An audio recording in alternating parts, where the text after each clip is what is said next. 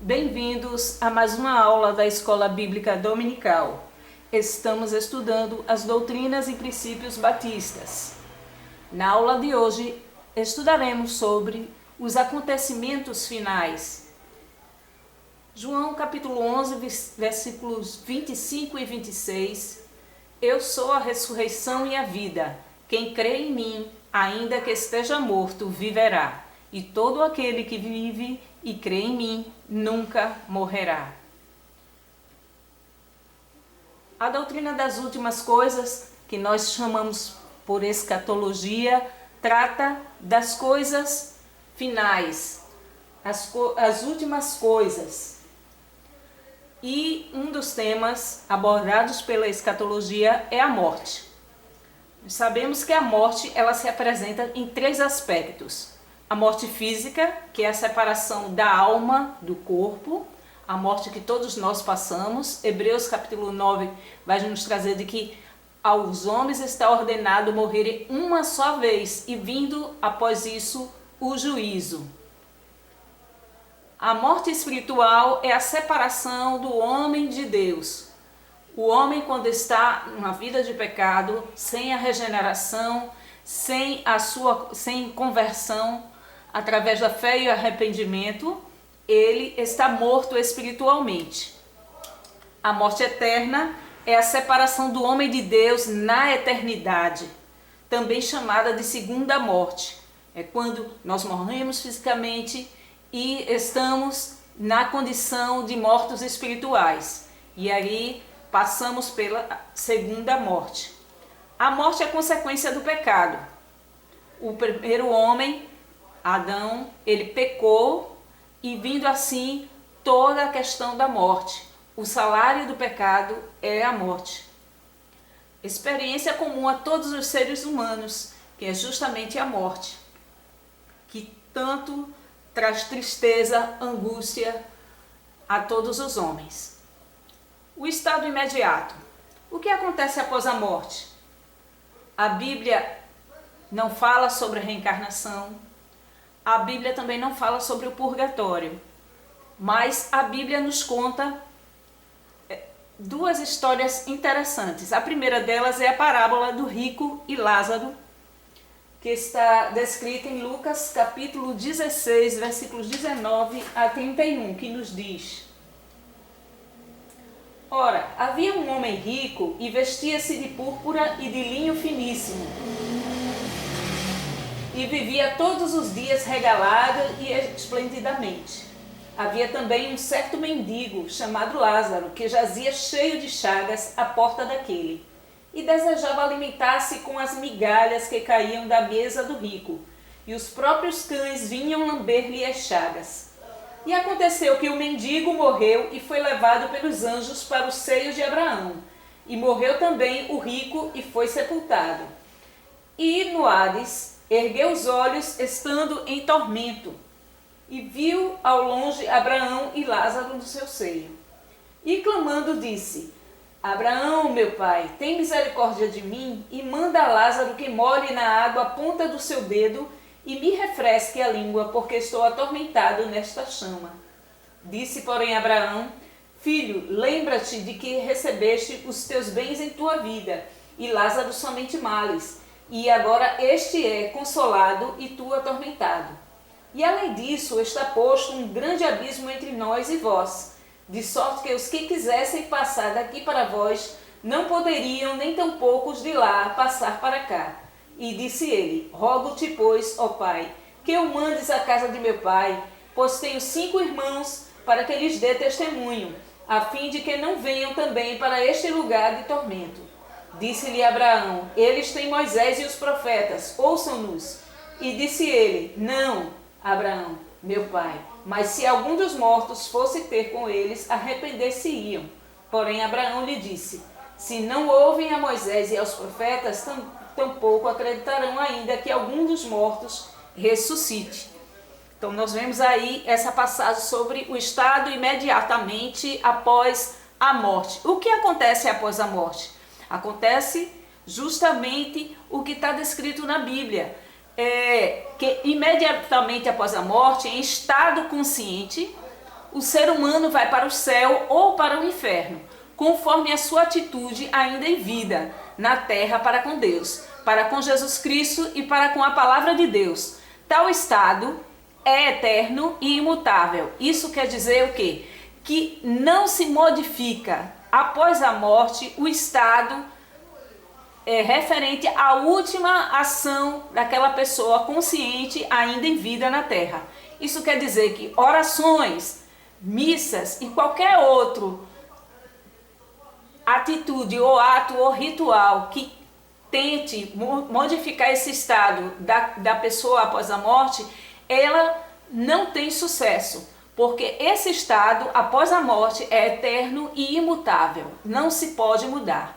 Uma outra passagem bíblica é o ladrão ao lado de Jesus na cruz, quando ele se arrepende e diz para Jesus que quer ser recebido no seu reino. E a resposta de Jesus para essa afirmação daquele ladrão que se arrepende é de que hoje mesmo estarás comigo no paraíso. Aquele ladrão imediatamente se arrepende, faz uma confissão a Jesus Cristo como seu Senhor e Salvador, mesmo naquela situação de morte iminente. Sobre a segunda vinda de Cristo, é uma promessa de Jesus. Quando Jesus ascendeu aos céus, ele prometeu que voltaria da mesma forma que estaria subindo aos céus, e aqueles discípulos todos reunidos presenciaram a ascensão de Jesus. A vinda de Jesus, ela dar-se-á nas nuvens com poder e grande glória. E o dia e a hora ninguém sabe. Alguns grupos religiosos, ao longo da história, tentaram marcar data e local e foram desmascarados porque não aconteceu o que eles pregavam. Por isso que a Bíblia ressalta que o dia e a hora ninguém sabe. Apenas a Bíblia exorta que nós sejamos vigilantes para que possamos estar prontos para esse encontro com Jesus Cristo. Os sinais da segunda vinda de Jesus, no capítulo 24 de Mateus, nós vemos que alguns sinais já aconteceram, outros estão acontecendo e outros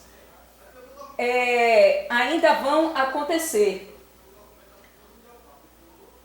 O próprio Jesus nos diz, no capítulo 24 de Mateus, versículos 4 em diante: acautelai-vos que ninguém vos engane, porque muitos virão em meu nome dizendo, eu sou Cristo, e enganarão a muitos. E ouvireis de guerras e rumores de guerras, olhai, não vos assusteis, porque é mistério que isso tudo aconteça, mas ainda não é o fim. Porquanto se levantará nação contra nação, reino contra reino, haverá fomes, pestes, terremotos em vários lugares. Mas todas essas coisas são o princípio das dores. Então vos hão de entregar para serdes atormentados, e matar-vos-ão, e sereis odiados de todas as gentes por causa do meu nome. Nesse tempo muitos serão escandalizados, e trair-se-ão uns aos outros, e uns aos outros se aborrecerão. E surgirão muitos falsos profetas, e enganarão a muitos. E por se multiplicar a iniquidade, o amor de muitos se esfriará. Mas aquele que perseverar até o fim será salvo. E este evangelho do reino será pregado em todo o mundo, em testemunho a todas as gentes, e então virá o fim. Esses são os sinais da vinda de Jesus descritos na palavra dele em Mateus capítulo 24. A Bíblia também nos exorta à vigilância. No mesmo capítulo 24 de Mateus, versículos de 36 a 44, o sermão de Jesus, a parte que tem a temática voltada para a exortação à vigilância. Porém, daquele dia e hora ninguém sabe, e nem os anjos dos céus, nem o Filho, mas unicamente meu Pai. E como foi nos dias de Noé, assim será também a vinda do Filho do Homem.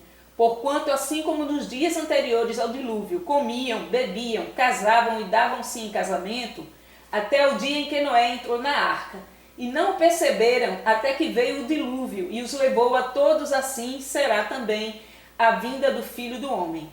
Então, estando dois no campo, será levado um e deixado o outro. Estando duas moinhas no moinho, será levada uma e deixada a outra. Vigiai, pois, porque não sabeis a que hora há de vir o vosso Senhor.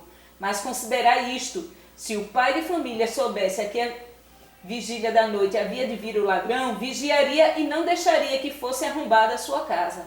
Por isso estai vós apercebidos também, porque o Filho do Homem há de vir a hora em que não penseis. Em seguida nós temos a ressurreição dos mortos. A ressurreição dos mortos ensinada, essa doutrina ensinada pelo apóstolo Paulo, em 1 Coríntios capítulo 15. Como será dada essa ressurreição dos mortos? O corpo semelhante ao de Jesus, após a ressurreição, livre das limitações físicas e materiais. E aí estará decretada a vitória sobre a morte e o pecado. Na segunda volta de Jesus, os que estiverem vivos terão seus corpos transformados também. Aqueles que tiverem morrido em Cristo Jesus, eles serão ressuscitados. E os que estiverem vivos serão transformados também, segundo 1 Tessalonicenses 4,17. Algumas perguntas para revisão. Qual a origem da morte? Quais os três aspectos da morte? Qual o estado imediato após a morte, segundo a Bíblia? Quando e como será a volta de Jesus? Como se dará a ressurreição dos mortos e a transformação dos vivos? Entre em contato conosco através do e-mail arisaia@gmail.com. Até a próxima aula e Deus os abençoe.